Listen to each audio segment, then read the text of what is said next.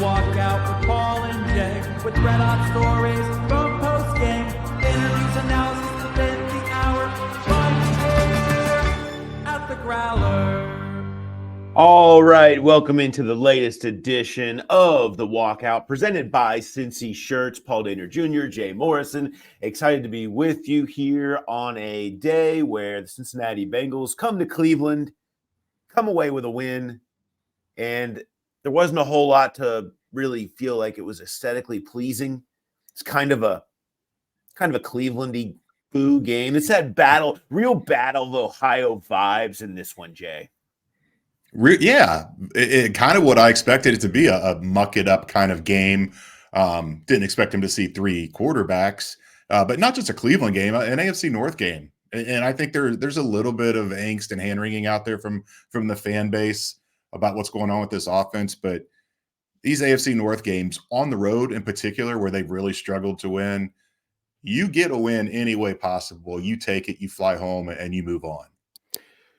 Look, I talked to Joe Burrow about this. We're going to talk a lot more about this offense and what we've seen the last 2 weeks and some of the clunkiness. But I kind of asked Joe Burrow that very straight up, dead on after the game. Are you concerned at all about the offense the last couple of weeks? And Joe, Jay, I mean, when he's feeling some displeasure, he'll voice some displeasure, specifically when it comes to offensive things.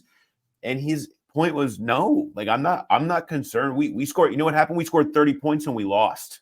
Yeah. Is what he had to say. He's like, and the last 2 weeks we've won. I will sit here all day and say, hey, you can talk about how the offense didn't execute, but we won games. Sounds great, basically. That doesn't mean they don't still have things to fix, but I thought that was Joe being not mincing words on his feelings on that compared to what they were doing, looking very good and holding nothing but an L. I'm sure they're happy to say that they didn't look great necessarily at times today, but they get a win that they just have to have it. And now sit at 3-4, climbing back into that spot where they can make their run and beating the teams that you should. Yeah. And I mean, they've won 3 of 4. They are 3-4. And really, you think about the way this game went. Had they scored those points in the first half and then done nothing in the second half, I could see where there might be a little more concern, but they figured it out. It was not a good first half at all. It was Charlie Jones and nothing else. They gave up 3 sacks. They didn't give up a single sack in the second half. They found a way to put 2 touchdown drives together. They would have liked to have obviously gotten some more on the drive where Evan missed the field goal, and then you feel really good about that game pretty much being over at that point. But they did enough to win against a really good defense. A couple of guys said that's the best defense we played all year, and the Giants had a really good defense. And I don't think it's lip service. You've got the defensive player of the year, the reigning defensive player of the year in Myles Garrett. You got Jim Schwartz as a defense coordinator. You got talent all over that field. I don't think there should be reason for Joe Burrow, anybody else on that offense, to be concerned. Yeah. We'll get more into that here in a minute. We'll remind everybody we're presented by Cincy Shirts on the Walkout, and you use the code GROWLERPOD at Cincy Shirts. You get 10% off your entire order, no matter what you get. There's Growler merch there. You can go get you a Growler shirt. Go get you a nice white one, so we won't ghost you. They got the white one. You need for the whiteout that's happening next week, which will be before our next live show, which is going to be kicking off at 10 a.m. next Sunday as the Eagles game that got moved to 1 o'clock. We will be there 10 to 11 at BetMGM Nation Kitchen and Bar down at the Banks. You know the venue now. It's awesome. We've had so much fun. Tim Crumry is going to be our guest. We're going to talk to him about the Ring of Honor experience and much, much more with him. So he's going to hang out, and you can do some meet and greet with Tim as well. We'll have all our giveaways, $3 Cincy lights. It's going to be an absolute blast. We're going to be giving away some Graders Worthy, giving away a shipper pack for some ice cream folks out there. So all of our partners, so happy to have them on board. And it's going to be a fun live show next week, 10 a.m. early. Get your bloodies going, right? That's and right. We'll be taking care of you down there. All right, let's talk a little bit more about this offense right now.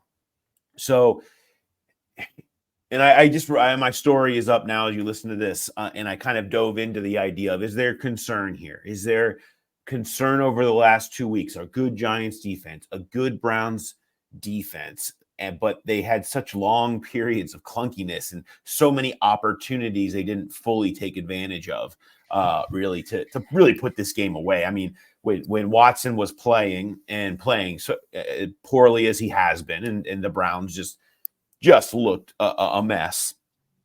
They had so many that you get the special teams touchdown, you get the quick lead, you get the ball in good field position over and over and over again, and just can continually do nothing with it. And they were 0 for 7 in the first half on 3rd and 4th downs. They only had 86 total yards, net yards in the first half. Here's a one for you. I got some stats for you, Jay. You want stats? I do. I got stats. All right. Here it is. 4 times now, their last 4 times in Cleveland, they have had 100 yards or less at halftime. They've only done it 11 times since the start of 2021. 4 of them have literally been right here. I would turn my camera around. Yeah. You can see the elf on the field right now. Right here. 4 times. This is the way that they have always looked playing against the Browns, specifically in the first half.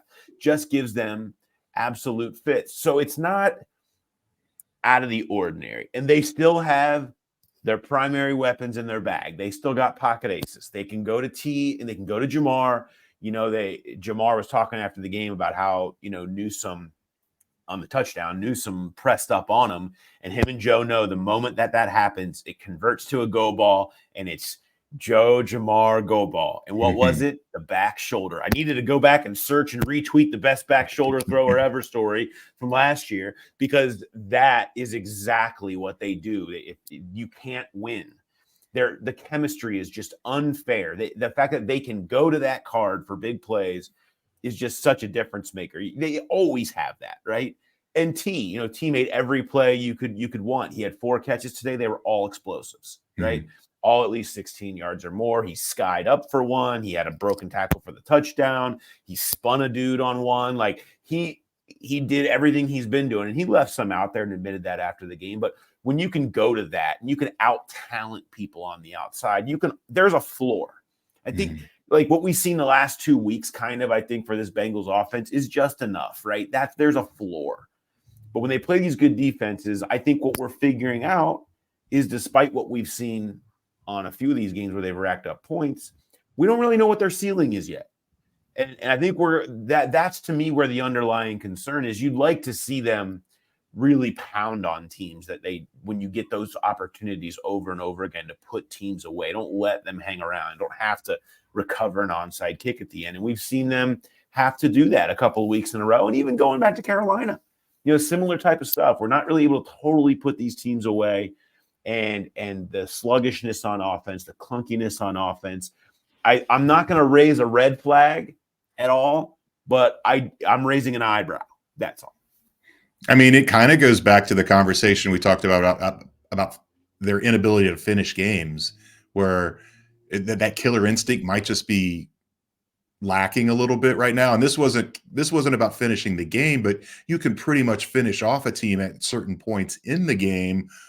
And I thought one of those was they have a 7-6 lead at halftime. They stop the Browns. They get the ball. They go down. They get the touchdown. They're up 14-6. They get a turnover in Browns territory. Yep. That's where you go for the throat. That's where you take a 21-6 lead, and it's pretty much over. And they go 3 and out with 3 yards. And those are the kind of things. I think that's where maybe the concern lies. And they struggled to run the ball at times today, although Chase did. He ripped off a 22-yarder to start that first drive of the second half. So you had the one explosive in there. But yeah, I think that part of it is, it's the NFL. You can't let teams, even bad offenses like the Cleveland Browns, you can't let them hang around. And we almost saw that today. That game should never come down to an onside kick. No, they had too many opportunities to not take advantage, at least get some. But I asked Joe specifically about that weird give up 3rd and 8 run right after the turnover, that you don't even get a field goal attempt off when you get the ball to 43. Yeah. And he said, I had 5 in the box. They put 2 safeties high. Looked like they were going to double Jamar. He loved the look to hand it off, knowing that they could just get into field goal range with just a few yards. They weren't able to do it, but that's it. I mean, the execution, that handing it off there and then having to punt, it's just kind of gross.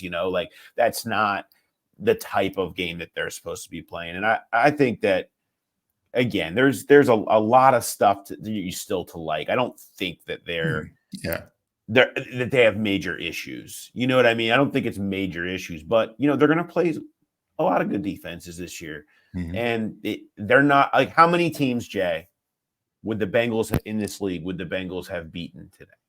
With that, when you consider, I mean, just the Browns are so bad on offense. 5 or 6. Bad. Right. That was my thought. I thought, I don't know, like a sixth of the league, maybe. Yeah. Like, that's not, you can't, when you give teams that many opportunities, the good teams, the better teams, the Eagles, better than the Browns, better than the Giants, are the kind of teams that will make you pay for those. And you've just got to play better offensively and figure out what some of that other clunkiness is that's going on and the inability to get stuff done. That said, it looked like how they always look here in Cleveland. It's just like, can this team move to Brook Park already? Like, we're done coming to this place, done coming to the factory. I'm done coming to this stadium. I can tell you that much after the debacle that we had trying to get in here today. I might have to save that because I'm still hot about it. I might have to save that for an Arby's when we meet again on Tuesday, Jay, because I cannot go there without getting too heated. And I don't want to ruin anybody's time. Okay. People are listening to this walkout. They're enjoying it.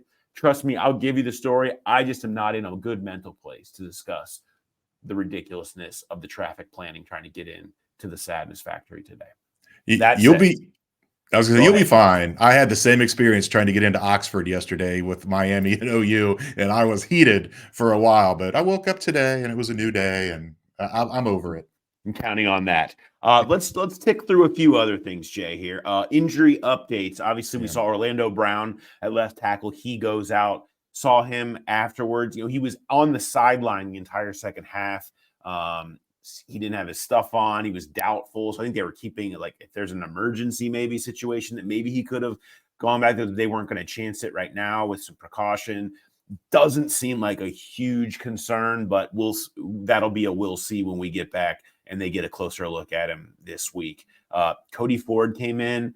I don't know. I kind of want to get a rewatch on that before I make too much judgment, but I didn't feel like I noticed him getting whipped a bunch. They were obviously helping. I mean, he's lined across from Myles Garrett. Good luck. So, but I didn't feel like I noticed it, like, killing the entire offensive plan out there. And so I thought he seemed to fit in okay after that. Geno Stone goes down late in this game, kind of a scary looking situation where he went down after a collision with Von Bell, and they bring out the air cast. They take him out on a cart. After the game in the locker room, Geno was walking around, nothing on his leg, walking gingerly, but was walking around. Seemed that, and Zach Taylor sort of said again, we'll see, have to see where this gets, where this goes this week, but maybe not as concerning as it looked in that moment. And I think him not having anything on it and being able to walk on his own power, if gingerly, was a pretty good sign after the game. Yeah, because it looked like worst case scenario, and then they announced it as a tibia, and you think, well, the only tibia injury could be broken. They're not. They'd say bone bruise or something like that if that was the case. So, and Isaac, I mean, they avoided worst case scenario, and he did. He sounded a positive tone in the post game press conference, but again, you gotta kind of wait until further tests are done tomorrow. Let's talk about the kickoff return. So a couple cool elements to this. Darren Simmons, special teams coordinator, sees something during the week in the way that the Browns cover these kicks, and wanted to get Drew Sample out in front of Charlie Jones on the return. Well, also didn't want them to be doing some kind of a kick to kick it away from Charlie Jones and towards wherever Drew Sample's at, which is why most teams on this new kickoff have put two returners back there, just the nature of how they can kick these balls lower, faster, all that stuff where hang time doesn't matter. So Drew actually went out kind of with all the other blockers at the very beginning. And then he was kind of just started backpedaling up. And I'm like, what the hell's Drew Sample doing? And where's Chase Brown? And Drew was just, he said he was slow playing it. You see, went up there and was kind of slowly kind of backpedaling back, stay low, do like Pink Panther style, right? And kind of was sneaking back. And so because they thought, they're only going to get one shot at it until they're going to have an adjustment or be able to try to play off it. And so he snuck back there, and they called this middle return with Drew Sample as the lead blocker to be able to wall that off, and Charlie Jones to come out and then head off to the right. And, Charlie Jones said afterwards, it was right how they drew it up. He goes 100 yards for a touchdown, and what a lift. And kudos on the adjustment and seeing something and the execution from the entire special teams group, from coaches all the way down to the players. That was a hell of a lift, and it ends up being the difference in the game, ends up being the score difference in the game. Yeah, and I mean, so if you don't pay close attention to how they normally align, Drew is normally out there, and he's in kind of the middle of that scrum with a bunch of players that are 10 yards apart, and he's in the middle there. And so it was just the perfect time to bring that out. If you do that later in the game, maybe Cleveland calls a timeout. They're like, whoa, what's going on here? But no one's going to call timeout before the game even starts, just because you go to a different alignment. And I remember, last week Darren kind of had him playing games a little bit where he had Chase Brown and Charlie Jones back there right next to each other in the middle of the field. He didn't want to tip his hand who was going to what side, so the Giants weren't going to say, oh, we're going to kick it to this guy, and at the last second they split off to where they go. So he talked about this. Darren talked about this. This is going to be an evolution, and you're going to see things grow and change as it goes on. And it was a big play, obviously. But the kickoffs in general, they had the one where Evan put it down there right short of the goal line. It went into the end zone, and then it came back out, and they were able to get down there. And Cleveland had to start a drive at its own 6 after a kickoff. We've praised Darren for many years, but he really is one of the best in the business. And it was good for Charlie Jones too, because he's struggled. He's not. That was only his 3rd career kickoff return, by the way. I don't know if I can look into the stats on that. If anybody's ever returned one quicker, their 1st or their 2nd of their career, but he's struggled on punt returns. And it's been a little bit of an issue. And Darren said he's been on him about it. And so for that to kind of break, I think it just gives Charlie all kinds of confidence. It gives the return group a bunch of confidence. Charlie did have a 22-yard, I think it was, punt return later in the game. So you can kind of see those units coming along. Yeah, you can. And, a big lift for them and something that they had to have. This ends up being, it's a very AFC North type of win. It's kind of a slugfest, special teams and defense and the turnover, that kind of ends up being the biggest difference. And again, for the 2nd week in a row, Jay, this defense kind of gaining some momentum, gaining a little bit. And it's such an asterisk. I mean, Daniel Jones got benched today by the Giants. He was terrible last week. Deshaun Watson before his injury was terrible. DTR was not very good. They go to Jameis late. I mean, it was just the Browns offense is just such in shambles.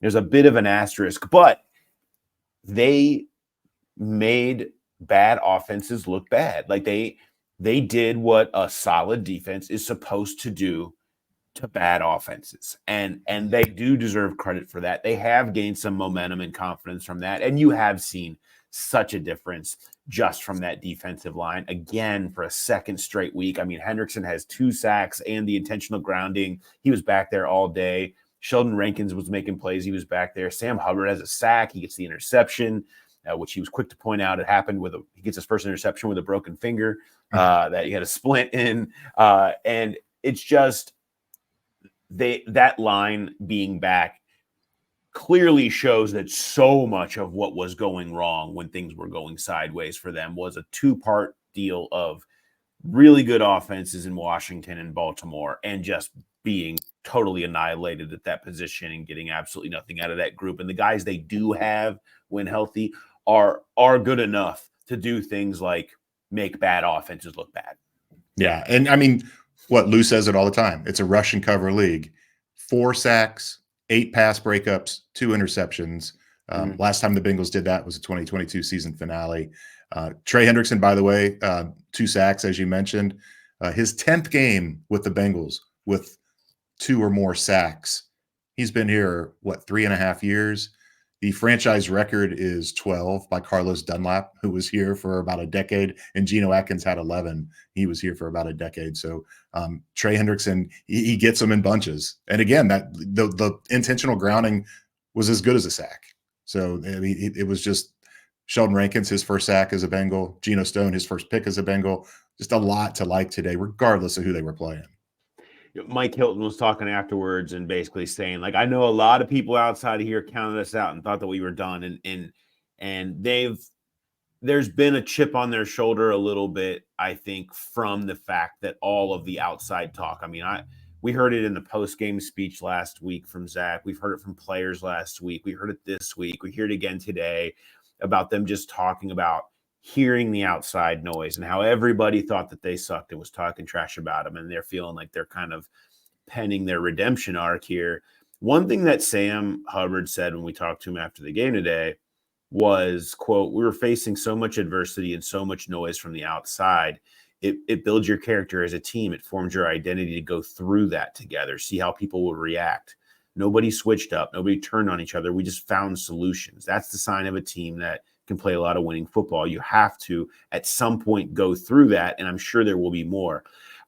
I think they feel much stronger because of how terrible they were. And this sounds weird to say, but it might be one of the best things that could have happened to them. It forced them to have urgency in some of the moves that maybe they would have taken more time with during the course of the year. It humbled them. It put a little bit more tenacity in the way that they play, understanding what they have to do, and did help them forge a little bit of a FU mentality that they kind of maybe were missing. Maybe they were a little soft early on. And so I thought that was interesting from Sam and kind of heard different versions of that from a few other players after the game. Yeah, and it's not like they just had one bad performance and people were writing them off. I mean, they were 0-3 and 1-4. So it was not like people were out of line to say that they've got a problem. Now to say they're done, yeah, I could see where they would get pissed off at that. Be like, no, we're a much better team. Mm-hmm. We're about to go show you guys. And now they have. And huge win this week. If they can beat Philly, you got to feel really good about the Raiders in 2 weeks. If they're 5-4 going to Baltimore, this race is going to be really interesting. No doubt. But I think that's the thing is the Giants and the Browns are bad. The Eagles, the Raiders are not very good. They've had some wins here and there, but they're not very good. You're facing Minshew or Aiden O'Connell. This Eagles game in this stretch of get back on track. They always talk about when you're buried in your own end, trying to offensively get out. They're in the sort of get back on track portion of their schedule here. And they've gotten the wins they've needed to. The Eagles game was always pointed to as the hardest one of that lot. And I think, that's the one that you point to. If they can get that one, you feel really good about their ability to then beat the Raiders after that and be right exactly where they hope to be going to Baltimore and really feeling great and being able to point at it and look, hey, the one crazy thing in Kansas City, not getting the hold down against Baltimore, how close are they from being way out in front? You know what I mean? Like that, it feels different if you win the ones that you should, and they've still got a long way to go to get to that. They're, as Burrow pointed out again today, they're not a great team. They're getting there, but they're certainly not there yet. They've got a long way to go to get to the level I think that they need to be at. What else do you got here, Jay? I don't know. I think I've fired all my bullets. I'm not sure I have anything. Oh, I thought you had stats. I thought you had a stat. Did you get it off and I missed it? Yeah, the Trey Hendrickson one about the 10 and then the games where they've had four sacks, 2 picks, and 8 pass defenses. Gotcha. Okay. And the 4 sacks were season high. They hadn't had more than 2 in a game this year, and this is the 3rd time and 2nd time in a row they've had 8 pass defenses. So you're even with the loss of Dax Hill, you're feeling better about that secondary. And yes, they weren't facing the most accurate of passers out there, but Deshaun Watson did only have 2 incompletions while he was in. They just were very short. He didn't really stretch the field at all. Jamar Chase says he was really enjoying talking trash out there. It's always good to know. It's good to talk trash and get the dub. Now that sounds like a shirt to me, right? Yeah. That's that. Maybe talk trash and get the dub is a shirt that can happen because that was a decent line from Jamar, who was tied up. He was like suit and tie. He was in his like Justin Timberlake game. I'm not sure what it was, but he was all looking classy. Said he was trying to class it up after what went down over there. I enjoyed the Allen Iverson step over celebration. I thought that was pretty well done. Talk trash and get the dub. Maybe that's the shirt, which is a reminder. Cincy shirts, go to Cincy shirts. They have tons of Cincinnati football shirts that you can get there. Go find some white ones that you want to wear to the whiteout. If you're wearing, trust me, you're wearing a Cincy shirts, whiteout shirt, or whatever you're wearing at our live show next week, free stuff certainly will be yours. They've got the So You're Telling Me There's a Chance Dumb and Dumber shirt that's out there about kind of the numbers of this season. We talked about that one. Maybe you don't really have a dog in the fight and you just like Jay and I, and you can get a Go Cincy Sports t-shirt, or one that just says Go Sports, play hard, have fun. Always like that one too. Big Cat Energy, tons of great shirts over there, all Cincinnati themed, all Cincinnati all the time. And of course they have the white I Can't Ghost You that you could pull out for the Halloween whiteout combo for next week against Philadelphia. But I think Talk Trash and Get the Dub has a chance. Maybe we can get that one out there. We'll see. We'll see if that shows up and comes your way. All right. Outside of that, Jay, it is going to be time for me to hit I-71 and make a beeline home to get into my bed tonight, because I really would enjoy that, I think. So it's going to be a great one. How are things at the homestead? Is everything good there? Yeah, everything's great. I was going to say, before you leave, if you want to let me know which exits have Arby's, I can let you know along 71 which ones they are. The one in Mansfield closes a little early, so you might not have time to get to that one. But I'm here for you if you need it. I appreciate it. I can always count on you to give me an update on the best Arby's in the state of Ohio. All right. Thanks to everybody for listening. And we will be talking to you on Tuesdays. We'll be back with Balls Don't Lie with Mo Egger and more as we get ready for next week back home, 1:00 start against the Eagles. We'll have you all fully prepared for all that stuff, all our normal content. So for now, from Cleveland, for me, we will talk to you next time. Have a good one, everybody.